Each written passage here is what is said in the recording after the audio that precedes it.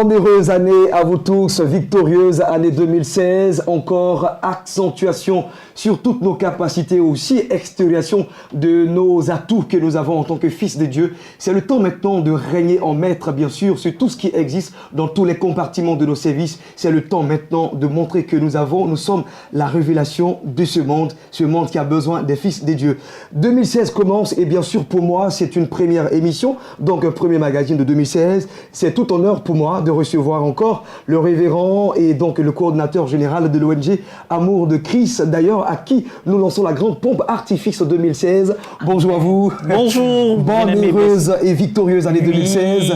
Bonne année aussi à toi. Amen. Année de bonheur, de santé, de succès et bien sûr de réussite. Amen. Voilà, je souhaite les meilleurs vœux à tous les téléspectateurs de Béni TV qui nous suivent. Amen. Je pense qu'ils sont dans toutes les nations, dans tous les pays pratiquement. Et même merci au Bénin. Les zones non atteintes, voilà, justement. Même merci pas. Au Mali. Voilà. Merci justement. Bonne année à vous tous. Bonne année à vous tous. Je fais un gros coucou au couple Manté. Je leur souhaite bonne année, papa et maman Manté, qui sont des piliers, des instruments puissants du Seigneur pour, n'est-ce pas, l'évangile au travers de cette chaîne Béni TV. Je souhaite donc vraiment une année de succès pour eux, que Dieu leur donne aussi d'atteindre leurs objectifs. Voilà, et puis à toute l'équipe de Midi d'Afrique, parce que vous êtes mes compagnons et nous sommes continuellement ensemble. Nous aussi, nous sommes très heureux de vous avoir toujours, chaque fois, chaque jeudi, pour nous donner des conseils. Merci. Alors aussi, n'oubliez pas, si vous aimez Béni TV, comme d'ailleurs vous le dites chaque fois en nous appelant, vous dites j'aime cette télévision et même certaines personnes ont été converties au travers de cette télévision. N'oubliez pas bien sûr que nous avons Monnaie, Orange Monnaie, qui est justement la collecte de fonds. Vous avez donc tous les indices qu'il faut sur votre écran et donc vous pouvez donc participer simplement à ce que Béni TV continue donc d'émettre et à travers le monde. 14 règles applicables au travail en équipe. C'est justement ce que nous sommes en train de parler et de cela que nous sommes en train de parler déjà 2 semaines. Aujourd'hui, c'est la 3e semaine, donc on va dire le 3e jeudi. On a déjà vu donc 4 règles applicables. Aujourd'hui, bien sûr, nous allons encore entamer 2 autres, sinon 3. 2 autres. 2 autres, c'est bien. C'est-à-dire progressivement, on évolue. Oui. Voilà. Donc, effectivement, nous avons abordé les 4 règles applicables au travail en équipe. Parce que c'est important, n'est-ce pas, de pouvoir gérer une équipe. Et c'est, n'est-ce pas, des enseignements qui sont adressés aux leaders, aux pasteurs, aux chefs d'entreprise, aux chefs de famille, à ceux qui, n'est-ce pas, ont une équipe ou bien des personnes qui gèrent sous la main. OK? Donc, aujourd'hui, nous verrons, n'est-ce pas, la 5e règle et la 6e règle. Bon, nous attaquons directement avec la 5e règle. Ce qu'il convient, c'est de pouvoir vanter. Et il faut reconnaître beaucoup les mérites, n'est-ce pas, de vos collaborateurs, ceux qui évoluent en équipe. Pour être un bon leader, pour maintenir son équipe pendant longtemps, il faut être à même de le faire vanter et reconnaître les efforts fournis par ses collaborateurs.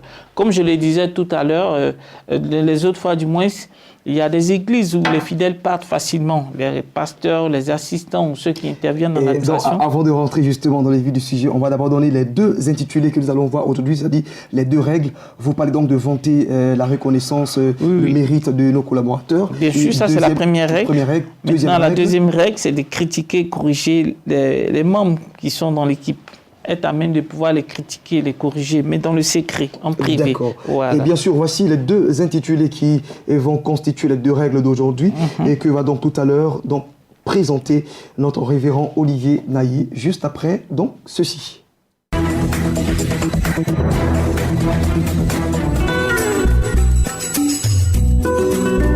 Voilà, bien noté donc cette première règle qui est de vanter et de reconnaître également le mérite de nos collaborateurs. C'est justement cela, la première règle. Oui, justement, c'est-à-dire il faut vanter, il faut reconnaître les mérites de nos collaborateurs.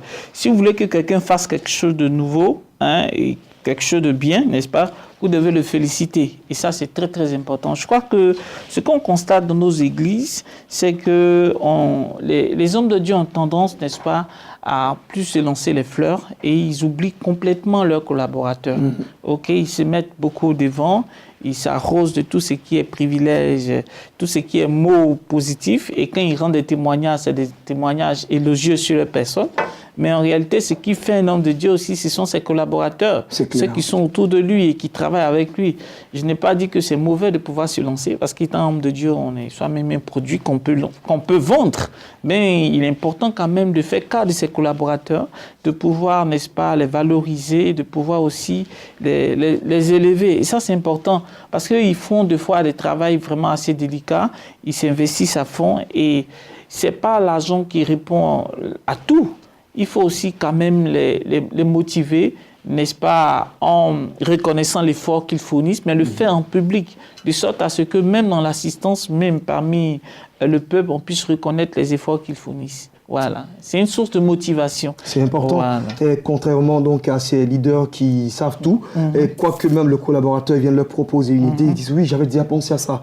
Et du coup, ça laisse un arrière-goût, ça frustre, puisque le collaborateur à chaque fois vient avec des idées nouvelles, mais le leader se dit bon, j'ai déjà ça, et je le sais déjà, j'ai déjà mis ça par exemple dans le tiroir, j'espérais faire ça en telle date. Et ça donne aussi un sentiment amer. Oui, effectivement, je crois que c'est un problème à mon avis, c'est un problème de complexe. Est-ce que vous voyez un peu, devant ses collaborateurs, on se dit qu'on doit avoir forcément la connaissance absolue, alors qu'en réalité, il n'en est rien. Si un collègue vient avec une nouvelle idée et qu'on a un esprit ouvert, il est bon de lui dire, mais c'est une très bonne chose. Et je te félicite pour ça. Et quoi qu'on a déjà même cette idée, on peut apporter aussi nos idées voilà, pour peaufiner, bien sûr, la proposition des collaborateurs. Oui, effectivement, mais je crois qu'on ne constate pas ça trop dans nos églises. Et si on arrive à faire ça, c'est bon. Parce que le fait d'être pasteur, il ne suffit pas simplement d'avoir l'onction, d'avoir la connaissance biblique, mais il faut aussi avoir les rudiments du management, de la gestion des hommes. Et ça c'est important. Moïse a fait des années sur Pharaon. Pourquoi? Parce que Dieu devait investir en lui les connaissances du management et puis de la gestion des hommes, puisqu'il était avec le roi lui-même et qu'il avait, n'est-ce pas, la connaissance, la formation sur la gouvernance des hommes. Et ça, c'est très, très important. D'accord. Voilà. Et deuxième règle. La deuxième règle, c'est de pouvoir critiquer et corriger les membres de son équipe, mais le faire en privé. Je crois que c'est très important. Parce que les exposer en public, c'est populaire. C'est pas bon. C'est pas bon. C'est un manque de sagesse. Combien de personnes n'ont pas déserté des églises pour ça? Moi, je pense que personne n'est parfait, mais je veux dire, si on doit incriminer ou bien si on doit indexer un frère, il faut commencer par le couvrir un peu dans l'intimité pour lui parler. Vous imaginez, disons, des pasteurs en public qui font des règlements de compte sur la chair. Et moi, je veux dire que c'est quand même... C'est désolant. Oui, c'est désolant. C'est désolant. Je veux dire, on peut être sujet à des attaques, on peut être incompris, on peut être mécontent, mais la chair n'est pas l'occasion pour régler les comptes. Il faut régler tout ça en intimité et puis en privé. Et là, c'est parce que votre micro est ouvert, sinon s'il y avait deux micros, l'autre aussi aurait pris. Et puis aussi, ça y est, de vous vilipender. Voilà, vous voyez un peu. La Bible nous parle de Moïse, n'est-ce pas, et puis de Aaron et Mariam qui se sont soulevés contre Moïse parce que simplement, bon, il avait eu après une décision, il a marié une femme qui n'était pas une femme hébreu, une femme juive. Mais je pense que ce problème aurait pu être réglé en privé et puis en intimité. Mais qu'est-ce qu'ils ont fait? Ils l'ont exposé complètement. À la fin, Dieu a pris parti pour Moïse et il a condamné effectivement Aaron et puis Mariam. C'est un exemple pour dire qu'effectivement, lorsqu'on doit faire des reproches à des responsables, il faut le faire en intimité. C'est lorsque, franchement, il n'y a pas d'issue que, dès cet instant, on peut l'exposer en public. Donc, ce n'est pas intéressant du tout de profiter de la chair pour faire des règlements de compte. OK? Maintenant, il y a des pasteurs qui se croient tout puissants. Et ça, ce n'est pas bon. Ah bon? Voilà. Parce que c'est vrai que dans le cas de l'Église, nous évoluons dans le sens de la théocratie. C'est-à-dire que c'est Dieu qui gère. Et donc, c'est sous inspiration de Dieu, sur la conduite de Dieu, que les choses se fassent. Mais il ne faut pas prendre prétexte de cet élément, n'est-ce pas, pour pouvoir faire des harcèlements moraux sur ses fidèles, ses collaborateurs, pour pouvoir, n'est-ce pas, abuser de son pouvoir pour entreprendre des actions très nuisibles. Donc, c'est dans ce sens-là que je dis qu'il faut, n'est-ce pas, beaucoup travailler en privé. C'est lorsqu'il n'y a vraiment pas d'issue. Lorsqu'au sein de son conseil, on a vraiment réfléchi à fond qu'il n'y a pas d'issue, on peut prendre une décision en public pour pouvoir régler les comptes. Donc, je pense que c'est ça. Les hommes de Dieu matures, les leaders matures sont ceux-là, n'est-ce pas, qui ne règlent pas les problèmes sur la chair, ok, mais qui le font, n'est-ce pas, dans l'intimité, dans le privé. Voilà. Je pense que on a pratiquement terminé nos deux règles d'aujourd'hui. Bien sûr. Et vivement qu'une prochaine fois, moi, j'aurai donc l'occasion de vous demander à qui revient justement l'église, qui est un bâtiment, à qui est-ce que ça revient normalement, parce qu'on a tout de suite l'impression que c'est le pasteur, sa femme, ses enfants qui doivent gérer ça et à perpétuité, quoi. Ça crée quand même c'est d'autres débats qu'on va donc ici oui, c'est un débat qu'on va toucher, mais déjà je vous dis que l'Église revient à Dieu, mais Dieu agit au travers des leaders. Donc c'est normal que c'est comme un État, un chef d'État, c'est son image qui doit être mise en premier, même si le peuple est derrière. Et donc quand il part, c'est sa femme qui gère. Pardon? Quand il part. Oui, parce que Dieu veut que tout se fasse avec l'esprit de la famille. Est-ce que vous me suivez? Quand Dieu a créé l'humanité, c'est avec l'homme et la femme. Il n'est même pas bon que quelqu'un puisse décider seul de la gestion d'une église. Il est bien qu'il soit marié. Et ça, je vous le conseille. Vivement. Okay. Merci. Donc, ça ne vaut pas la peine d'ouvrir cette brèche pour une prochaine fois.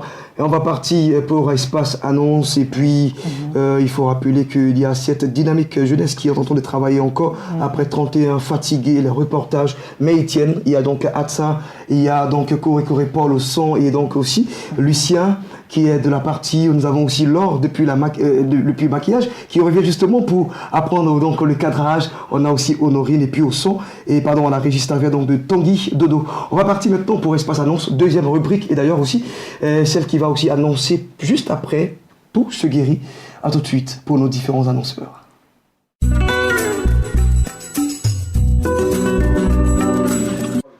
Voilà, après donc ce brillant exposé du révérend Olivier Naï sur les 14 règles applicables bien sûr au travail en équipe, nous allons maintenant recevoir nos différents annonceurs, nos différents invités pour nous parler de programmes, d'ailleurs même les programmes qui vont commencer l'année 2016, pourquoi pas, avec Vent et Poupre aussi, responsable Aoulou et démonologie, c'est comme on l'appelle, bonjour à vous. Oui, bonjour. Démonologie, ça fait quand même bizarre. Hein. Oui, effectivement, c'est par cette appellation que l'on nous connaît par la grâce de Dieu. D'accord, et nous déjà on vous souhaite une très bonne et victorieuse année 2016. Amen. Et vivement que vous êtes là pour parler au nom de la radio Chandelier. La radio Chandelier, que Dieu bénisse la chaîne de télévision Béni TV et tous les animateurs. Je vais dire au peuple de Dieu que nous sommes à la veille de l'un des événements majeurs de ce début d'année. Pourquoi? Parce que c'est la première veillée qu'organise la radio Chandelier. Et ensuite, c'est une veillée qui sera influencée par 3 objectifs. Premièrement, ça sera une nuit de reconnaissance à Dieu.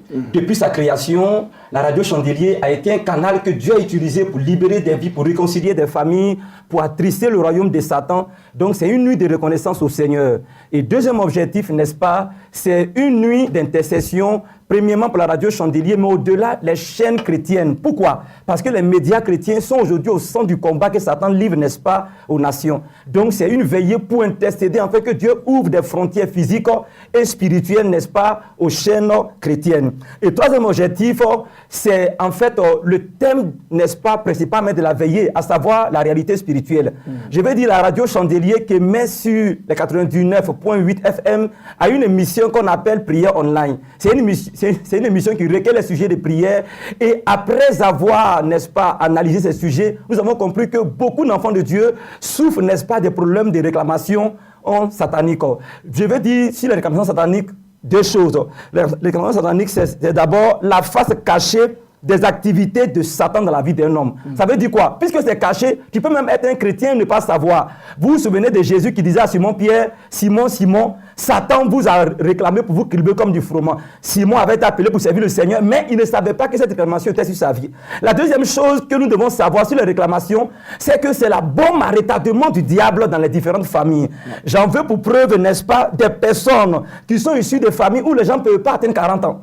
C'est-à-dire que tu peux vivre ta vie, ne pas savoir ce qui se passe, et puis tout d'un coup, à cause de cette réclamation-là, n'est-ce pas, dès que tu atteins 39 ans, la mort te surprend. Je connais des personnes, n'est-ce pas, à cause de ce qu'elles sont nées dans certaines familles, où il y a eu des alliances, n'est-ce pas, du fait qu'elles sont des jeunes filles, elles doivent subir le célibat. Pourquoi? Parce que la réclamation est sur leur vie. Je vais finir par le cas d'une jeune fille que j'ai croisée, où le démon disait comme ça que toutes les prémices m'appartiennent. Donc, puisqu'elle est première-née, n'est-ce pas, malheureusement, s'il faut le dire ainsi, elle a été victime de l'esclavage de ce mauvais esprit. Donc, c'est d'où l'importance de ce thème qui sera décortiqué ce vendredi 8 janvier à partir de 21h00 à l'auditorium de l'église protestante baptiste Œuvre Mission, situé à Yopougon, entre les sapeurs-pompiers et la pharmacie Nankoko. C'est vraiment un thème qui est très fort, hein, avec tous ces exemples que vous venez d'énumérer.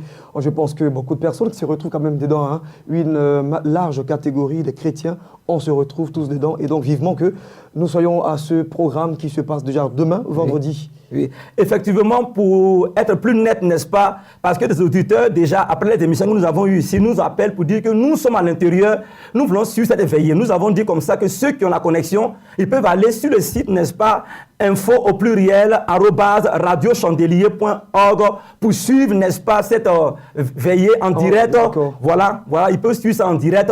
Maintenant, pour les autres, n'est-ce pas, il y aura un document qui sera mis en place spécialement au cours de la veillée qui pourront procurer à un prix social, c'est-à-dire 1000 francs, où les différents thèmes de la veillée seront là-dedans. Ils peuvent, n'est-ce pas, commander ces documents-là pour aller continuer la prière, parce qu'il ne faudrait pas que Satan ait toujours des victoires sur nous. Nous sommes des enfants de victoire, il faudrait que nous marchions dans la victoire.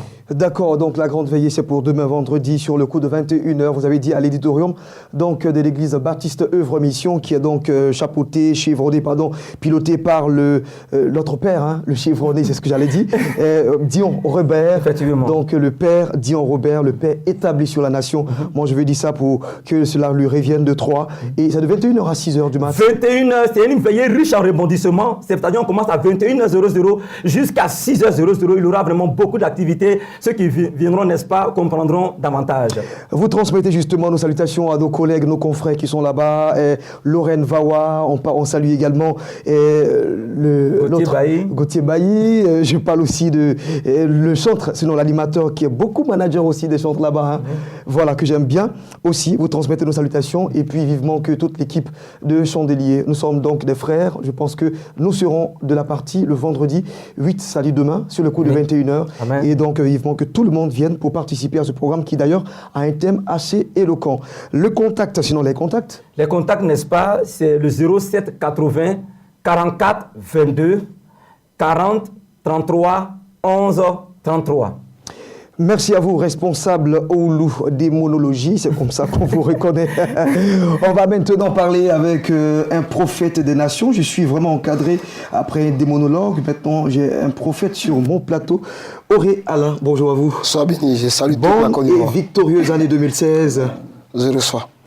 MPE, c'est donc le ministère qui vous donne donc la latitude de parler ici. Oui. Et pour appeler à la connaissance de toute la communauté chrétienne qu'il y a une grande veillée de prière et aussi 3 jours de croisade. Amen. Je suis là au nom du MPE, le ministère de la puissance de l'évangile, dirigé par celle qui n'est plus à présenter, hein, la révérende Hélène Kakoubli. Nous avons commencé cette année avec une manifestation palpable à partir de la Bible. Et dans ce ministère, nous avons la particularité de nous appuyer sur la prédication de l'évangile du salut. Nous appuyons sur la parole de Dieu parce que nous savons une chose, nous avons un credo. Jésus guérit, Jésus délivre, Jésus libère, Jésus régénère, il manifeste sa grâce. Aujourd'hui, le besoin des nations, le besoin des peuples sur la terre, c'est la prédication de l'évangile. Ouais. Pour nous qui sommes sauvés, c'est une puissance. Pour ceux qui veulent être sauvés, c'est aussi une puissance. C'est la porte principale pour entrer dans le royaume du Père. Donc il est important que tout le monde se mobilise pour ce vendredi. C'est le 8 janvier, à partir de 21h à 6h. Et au siège du MPE Bethel à Pamela, rivière Pamela-les-Rosiers, on traverse le rond-point Alassane Ouattara et nous arrivons vers l'école Les Figuiers, tout juste le ministère est là. D'accord. Et en fait, on a commencé depuis le 24 décembre. Mais pour le vendredi, c'est le premier moment de l'année qui va suivre 3 jours de croisade. Nous invitons tout le monde. Quand on parle de puissance, on sait de quoi on parle. Parce que le ministère même s'appuie sur la démonstration de la puissance de l'évangile. Rien que le repère biblique, pour que Dieu soit manifesté dans toute sa grandeur et dans l'intégralité de sa parole. Qui sont donc les orateurs de ces... Il y a l'oratrice, elle vient de la France. C'est notre mère à tous. J'ai dit tout à l'heure que la révérende Hélène Kakoubli, c'est elle qui dirige le moment. Elle sera accompagnée d'autres orateurs, mais elle est l'oratrice principale. J'insiste. Toi qui ne l'as pas vu prêcher depuis quelques années, toi qui la vois souvent prêcher en Europe, aux États-Unis, au Gabon, en Asie, c'est l'occasion de venir. Parce que tu sais, je vais dire une boutade un peu. Les femmes sont en train de prendre le pouvoir. dans l'église. bon, hein. Oui, les femmes sont par le pouvoir et il faut souvent se souhaiter ça. À qui l'on déplaise, il faut souhaiter ça pour que Dieu soit encore glorifié davantage. Et les femmes sont dans le studio ici, elles sont d'accord avec ce que je suis en train de dire. Mais le plus important, c'est d'être là le vendredi. Dieu va se manifester. Je connais cette femme, je connais son ministère, et je connais les talents qu'elle a reçus de la part de Dieu, et je connais aussi son témoignage. Il faut être là, la gloire de Dieu sera manifestée. Merci, prophète Auré. Alain, autre chose à ajouter à part les contacts? Oui, le contact, nous avons 09 95 90 02 04 58 40 78. Je vais dire aux Ivoiriens, vous avez beaucoup fêté, vous êtes amusés, mais le diable, depuis le 1er janvier, il a déjà commencé. C'est clair. Plein d'accidents, il y a des quartiers à Thomas Bidon, il n'y a même pas d'électricité. Le diable a commencé à manœuvrer déjà. Nous avons le carton rouge pour lui. Et le carton rouge, c'est la puissance de la résurrection. Au MP, on vous invite, c'est au rendez-vous. Merci. Que tout le monde soit béni. Et nous saluons le prophète Nathanaël Kofi aussi, qui a coutume de passer sur ce plateau. Oui. Et merci d'inviter donc la catégorie de tous ces chrétiens. Allez-y. Je suis content parce que vous êtes bien habillés. Merci, merci. Et vous, pareil, bon. Allez, on va donc échanger maintenant avec notre consultant, Emmanuel Kouma. Bonjour à vous. Bonjour, Blessing. L'année 2016 a bien commencé, on espère. L'année 2016 a bien commencé. Et voici que, bien sûr, nous allons partir avec le premier séminaire de 2016 que vous organisez, vous qui êtes donc ISFC, Institut supérieur de la formation continue. Effectivement, c'est l'Institut supérieur de la formation continue, c'est un cabinet de formation. Nous formons nos frères et nos sœurs qui, pour manque de moyens, ne peuvent pas aller loin. Alors nous voulons les amener parce qu'ils manquent de moyens qui ne sont pas intelligents. Parce que c'est des enfants aussi, des Ivoiriens, ou même hors de la Côte d'Ivoire, qui sont aussi intelligents. Mais nous voulons les aider à avancer. Raison pour laquelle nous organisons ce séminaire. Vous savez aussi, ça s'impose à tous les niveaux, que ce soit à l'église, que ce soit au marché, un peu partout. On a besoin de leadership. Parce que quand souvent tout le monde dit leadership, finalement on ne sait pas qui est leadership. Alors, c'est le leader qui a une vision. Alors, comment le leader doit amener cette vision pour qu'on puisse comprendre et le suivre et l'appliquer à la lettre? Souvent, on utilise des personnes pour dire que oui, allez-y faire. Et quand ils commettent des bêtises, alors le chef se plaint, ou bien lui, il a assis quelque part parce qu'il a eu un peu d'argent, donc c'est fini. Ce n'est pas normal. Alors nous voulons amener les gens à comprendre ce que c'est le leader et comment il doit fonctionner, comment ce collaborateur doit fonctionner avec lui. À côté, nous avons aussi la gestion des ressources humaines. Vous savez, aujourd'hui, c'est le gros problème aujourd'hui dans nos entreprises. Vous travaillez dans une entreprise, vous avez besoin des gens. Vous avez recruté des personnes. Et ces personnes qui ont été recrutées ont besoin, ou bien tu as besoin d'avoir toutes les informations. La gestion des ressources, ça dit qu'il y a une personne, ceux qui doivent voyager, par exemple, qui doivent aller en congé, alors on doit savoir, il part quand et il revient quand. Il faut quelqu'un pour informer. Alors ceux qui, par exemple, qui doivent aller à la retraite, à quel moment ils doivent partir, avant d'aller, qui il faut former pour qu'il puisse prendre la place. Et tout ça, c'est important dans une entreprise. Et quand nous n'avons pas ces choses-là, alors un jour, on va se retrouver sans agents et sans collaborateurs. Alors nous voulons dire aux gens de venir au séminaire et de pouvoir comprendre ce que c'est l'importance. Alors on met aussi, on peut déceler aussi les compétences et les mettre à la place qu'il faut. Et là aussi, nous avons la prise de parole en public. Juste là, je l'ai toujours dit, des gens face à une caméra, ils ont eu peur, ou bien soit ils s'appuient sur les personnes, ils ont été traqués. Alors c'est toi qui frappe sur ton épaule pour dire oui, écoute ce que je dis, pas parce qu'il veut te frapper, mais parce qu'il a un souci pour pouvoir s'exprimer. Et il y a aussi le développement durable. Vous savez, quand on parle de développement durable, les gens vont s'interroger, ça à quoi? Oui, parce que vous vivez dans un environnement. Vous vivez aussi, le Christ a fait le social, nous avons besoin du social. Alors nous devons dormir dans une bonne maison, nous devons bien respirer. Alors tout cela, nous devons soigner nos enfants, nous devons les scolariser quand on parle de développement durable. Et nous parlons de l'économie. C'est une préparation à long et court terme oui, de tout ce que nous voulons donc voir réaliser. Oh, justement. Voilà. Alors, allez-y. C'est le contact, j'allais C'est demander. le contact. Bon, d'accord. Avant le contact, c'est à Cocody, vous arrivez au Carrefour Faya, vous longez à votre droite, vous partez à Kouedo ou bien soit à Thier Campement, vous allez trouver, au niveau de l'entrée principale de la cité ATCI, vous allez trouver Résident Roi, à votre gauche, à l'opposé, Alors vous pouvez trouver Régent du Roi, vous dites que vous êtes venu pour le séminaire, vous pouvez nous appeler avec le 59 55 06 69, le 02 11 33 92. Vous nous appelez, on va vous répondre et on va vous donner tout ce qu'il faut. Alors le séminaire sera soldé par un diplôme de participation. Vous aurez aussi des fascicules pour pouvoir attester cela. Et tous ceux qui sont passés pour déjà les séminaires, en tout cas, ils ont témoigné leur gratitude que vraiment, ils ont été bien satisfaits parce que les cours sont faits par PowerPoint et c'est l'andragogie, c'est du gagnant-gagnant. On ne peut pas dire que ceux qui viennent, ils sont des nullards, ils comprennent, mais c'est pour apporter un petit coup, un plus pour pouvoir évoluer. Il faut faciliter la communication, aider donc à ce que ça rentre bien. Alors, donc, le coût de participation, c'est de 15 000 francs CFA. Et puis, il faut rappeler qu'il n'y a que vous, le formateur Kouman Emmanuel, et d'autres. Et bien aussi, manager qui sera de la partie comme d'ordinaire. Voilà, merci donc à vous, pasteur formateur Emmanuel Kouman, voilà, de ISFC, Institut supérieur de la formation continue. Et le programme, c'est pour ce samedi sur le cours de 8h et ce jusqu'à 16h. On va partir maintenant pour parler de santé et ce avec le centre Nesto Pharmavie. Et on retrouve justement dans la rubrique Tout se guérit, le docteur Youzan. A tout de suite.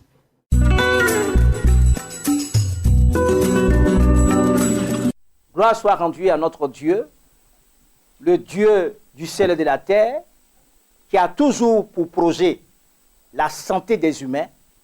Et malheureusement, comme nous ne prenons pas attention à rechercher réellement la parole du Seigneur, raison pour laquelle la science est devenue un lieu de tous les dépotoirs de sciences qui ne contribuent pas au bien-être de l'être humain.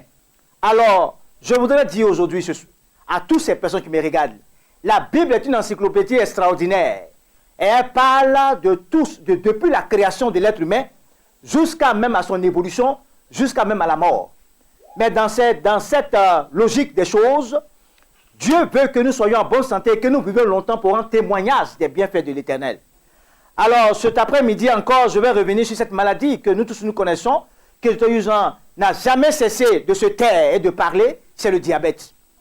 Beaucoup diront que, par exemple, que le diabète est toujours une maladie incurable, une maladie qui est l'une des causes de mortalité aujourd'hui dans les pays développés ou dans les pays sous-développés aussi également. Et aujourd'hui, grâce au centre médical de Pharmavie, cette histoire n'est que un passé. Pourquoi? Nous avons fait nos statistiques depuis tous les patients qui sont sous le traitement Azadirachtin India contre le diabète, nous avons 90% de succès. Et beaucoup sont guéris aujourd'hui. C'est pour dire à toutes ces personnes qui me regardent, le diabète n'est plus une fatalité. Pour nous, nous croyons que si l'Éternel dit qu'il est le Dieu qui guérit, c'est qu'il y a une solution quelque part. Alors, nous avons cru en la parole de Dieu. C'est pourquoi Dieu a révélé cette plante aujourd'hui et tous ses associés qui peuvent aider les patients dans le cas du diabète, le diabète de type 1, c'est-à-dire insulinodépendant, ou le diabète de type 2, le diabète insulinodépendant. Alors pour toutes ces personnes qui me regardent, tu souffres du diabète, ou bien le diabète a commencé à passer à une étape chronique, appelle simplement ce numéro qui s'affiche sur le petit écran, le 09 74 89 83 ou le 08 90 63 75, et vous pouvez regarder ou même nous écrire sur notre adresse, sur notre site email. Alors vous pouvez appeler à ces numéros-là et vous serez satisfait. Pour tous ces personnes qui sont au niveau de la Côte d'Ivoire, vous pouvez simplement vous déplacer et venir au centre médical de Pharmavie. Bien entendu, bien aimé, j'aimerais te dire que c'est sur rendez-vous que nous recevons. Et ceux qui sont à l'étranger, je vous encourage à vous faire suivre par un médecin. Comme ça, nous puissions apprécier réellement la qualité de ce produit miracle pour les diabétiques. Alors, pour toutes ces personnes-là, donc vous avez simplement nos numéros et vous nous appelez. Que Dieu vous bénisse et ne restez pas jusqu'à rentrer en 2016 avec le diabète, car pour nous, tout se guérit. Alors, toi aussi, rends témoignage aussi avant 2016 que l'Éternel t'a guéri de la maladie dont tu souffres, qui est le diabète.